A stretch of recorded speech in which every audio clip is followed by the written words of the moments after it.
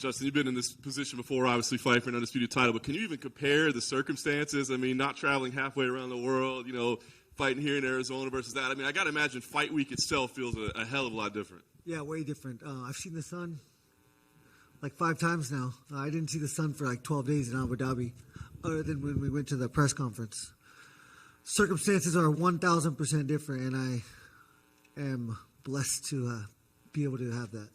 I wonder, too, if the opponent is different in certain ways. Like Khabib had these, mythical qualities about him in his career, whereas not that Charles isn't just as dangerous, if not more, but doesn't have that about him. Does that change the mindset as well? Yeah, I think so. They're definitely not the same athlete, and Charles certainly is not more dangerous than Khabib. His ability to take damage is not the same, proven through the times we've seen him fight. So, all my criticism of Charles is from a kid that we were talking about, that we all watched grow, and now we're talking about a man with confidence. It's a different person, but ultimately, the same Charles is still there. Same Charles that fought Cub Swanson, same Charles that fought Donald Cerrone, same Charles that fought RDA, Pettis. Choices were made in that by him, and the choice to quit was made. And I'm going to give him that choice on Saturday night. I guarantee that. It's interesting because the narrative is like that he used to quit, and a lot of people say, yeah, but he's answered that. He doesn't quit anymore. That's fine. I think that's true. However, once a coward, always a coward. I'm not calling him a coward, but I'm saying that's you can't just take that away. It's there. Khabib never showed you that, and that's why you can't compare those two. And speaking about yourself, I mean, as you said, the circumstance is vastly different, opponent vastly different. But anything that you took out of that first time that you said, man, I screwed this up, I should have approached it differently, lessons learned? Yeah, I mean, a tactic was going to be to evade. And that was the first and only time I've ever had that mindset. And, it won't happen on Saturday. If he marches through me, then good for him, but I won't be moving backwards. Last thing for me, I think it's interesting. Like, your legacy is already secure as one of the most respected, most entertaining fighters in the sport. But what would this win mean for you? I mean, what would a championship do for you? Does it change anything at all? Yeah, it's huge, especially who we're talking about. Charles, that's a man with confidence. It's by far going to be my biggest accomplishment in this game, in this sport. These are the good old days, and I can wait, but one day I'll get to look back, and all of this will be special. Justin, right here. Man, you've had some all-time moments in this area here downtown. I mean, I remember 7 years ago, the Luis Palomino series back-to-back at Comerica. Yeah, we'll be there tomorrow for a press conference. Some of the loudest crowds still I've ever heard in my life, and it was only a couple thousand. I wonder, does this area have good vibes to you? Like, does it have good memories that you carry for it this week? Yeah, absolutely. All of my most competitive situations when I was learning about competition are in this valley. I was 3 hours from here, but we had to drive here on the weekends to wrestle. And, yeah. I'm going to have a ton of family, ton of friends, but countless people that have seen me grow in this valley, wrestling in different duels and tournaments. I remember as a senior, I think it was called, I want to say Westwood, or I don't know, they're blue and orange. And when you're the guy, everyone wants to see you lose. And I was in a tough situation, and I had the entire gym against me. 8th grade state championship. I lost because I was too aggressive. The ref said I was being too aggressive, and I was pushing the guy out. So he gave him a couple extra points, and I lost that match. Every single person in there wanted me to lose.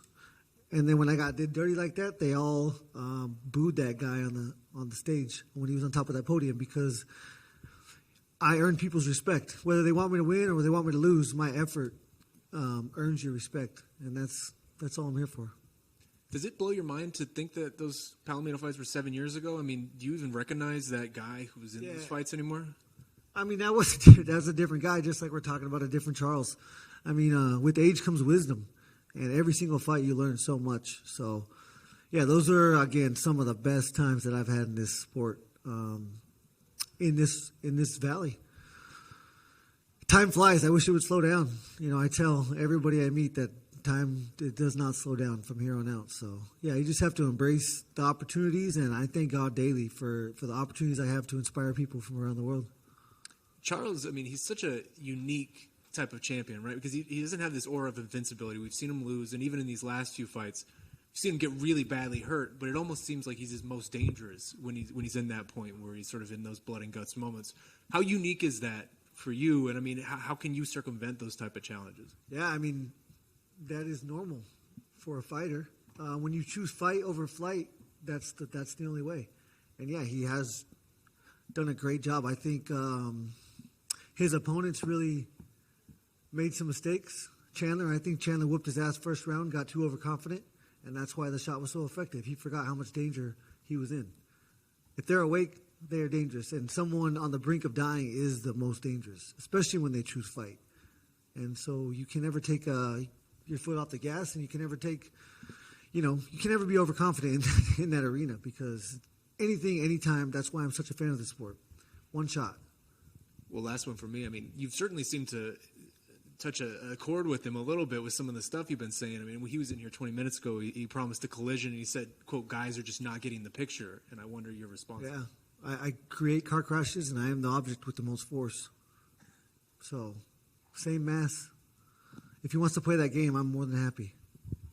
He won't. He will have to. This will be just like Tony Ferguson. He will try to get this to the ground, and he will be stuck fighting my fight. That's the name of the game. Hi, Justin, over here to your left. Speaking of Tony Ferguson, going into his fight with Michael Chandler, you fought both men. What's your prediction for how that fight goes? I'm really focused on my fight. I don't know. Tony is a conundrum, and if you fight him a certain way, he's beatable. If you don't, then if you fight his fight, again, Pettis, RDA, those guys were probably better, but they fought a dirty fight, and you don't want to fight a dirty fight with Tony Ferguson. Mm-hmm. And being so close to home, how are you going to celebrate this win? And, after years of being away or having not fought in Arizona? I don't even know if I'll be alive on May 8th. I really hope so, because it's Mother's Day, and if I am, I'll be with my mom. Justin, right here. We had Joe Lowe's on in here earlier, and he was kind of asked about your fighting style, and he said, quote, he would light himself on fire just to try to burn the other person a little bit. What do you think of that description? Dude, one day when I'm done, a story is being written. There is a method to the madness, and I can guarantee and promise you that. There has been since day one. And when I accomplish this on Saturday night, you guys will all have to look back and watch the journey and understand the decisions that I've been making are for a reason. I know you said a couple of years ago you only have X amount of wars left in you. I assume the Michael Chandler fight kind of ticked that down by one.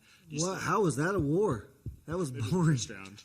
That shit was. He hit me 4 times in the first round, once in the second because the ref let him, and after that, nothing. Do you think people maybe overplay that fight? Oh, it was almost. I mean, it was fight of the year. It was awesome, but internally in there felt slow and a little bit boring, to be honest with you. Because in my mind, I had to win. First time I've ever had to win and not finish somebody. I didn't like it, but it's the reason why I'm talking to you right now. And I know you and Rose and Kamaru have done the camps together a few times now. Can you just tell us what this iteration of it was like, fighting on the same card as Rose? Yeah, I mean, we draw inspiration from each other. She's, number 1, number 2 pound for pound female in the world. Kamaru's number 1 pound for pound male in the world. Surround yourself with people that will push you, inspire you. And that's, my job to them and their job to me. We feed off of each other. And lastly, I'm just curious about the exchanges with Nate Diaz on social media over the past few days. What do you say? That motherfucker's lost over 15 times. Like, come on. So for him to be criticizing me for 1 loss, I found it funny. And I think he's jealous because he's done. He'll never be here. He'll never be fighting for a world championship. And he'll never achieve a world championship. In the history books, I'm already a world champion. And I don't like it and I don't accept it. I need to make it right on Saturday, but I'll be in the Hall of Fame. He should be too. but just because, the fans love him. Was there ever talks of you and Nate fighting? Of course not. I know he's. I heard he turned down Khabib about 20 times. So for him to shit on me for losing to Khabib, I find that hilarious. On Saturday, you said. But if he's fighting Khamzat next, then I got to give him some credit. You don't see that fight going his way? I don't know. Of course not.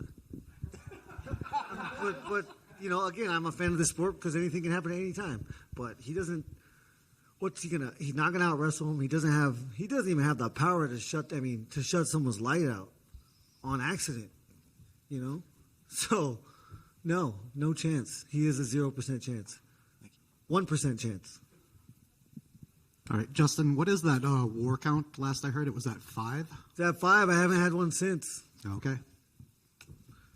The Khabib fight I lost, but medically, there's not much repercussions when it comes to being choked for 10 seconds. It's not a TBI. Your brain doesn't start losing.